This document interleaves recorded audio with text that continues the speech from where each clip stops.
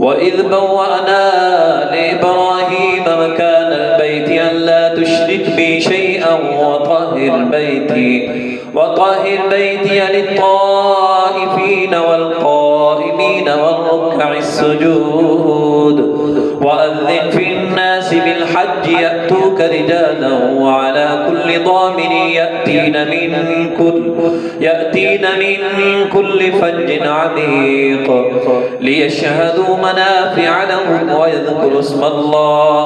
ويذكروا اسم الله في